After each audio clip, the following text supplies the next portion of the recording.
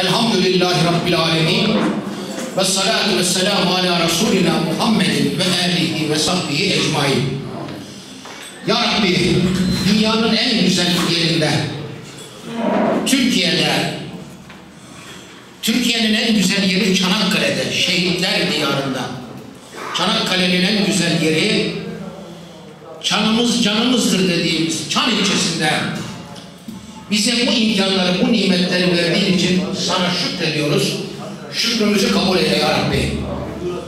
Öncelikle ülkemizin, bölgemizin, ilçemizin değerini bilmeyi, kıymetini anlamayı bizlere nasip eyle ya Rabbi.